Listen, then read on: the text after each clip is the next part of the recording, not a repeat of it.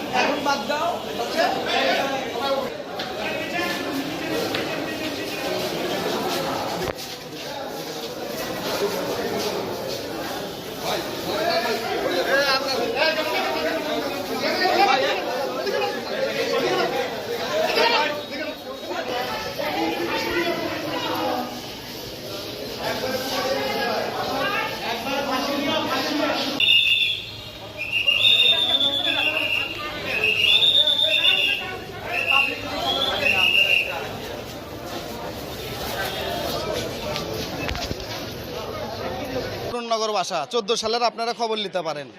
আমার হাত কাটালো আছে, আমার একটা গরু লিয়ে যাওয়া হয়েছে, আমার বাড়ি তালা মারা থুইছিল। আপনারা যে 6 আগস্টের পর আমি নিজে তালা ভাঙ্গিছি, তালা ভাঙ্গা আপনার মনে করেন আমি বাসাতে আমার বাবা কুটে দিছে, আমার বাবা আমাকে বার করে দিছে। এই হাতটা আমার গোটাল কাটালো আছে, জব করতে রাখছিল। তো মানে এনার ছাড়া অনুসারে ছাড়া কোনোদিনও আমার কোনো ক্ষতি হতো না, কারো হয়নি। মতিন সরকারের সুইপার মতিনের কারণেই আমার হাত কাটালো আছে। তাই আমার নাম মুবাদুতলা বাসা। চোখ নষ্ট করে দিছে, পায়ের রক কাটে দিছে, দুটো পায়েরই রক কাটে দিছে।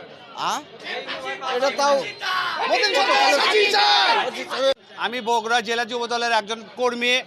সন্ত্রাসী মতিন আমার ফ্যামিলিকে এমনভাবে নৃশংসভাবে আমার ছোট ভাইকে হত্যা করেছে। আপনারা বগুড়াবাসী সেইটা জানে।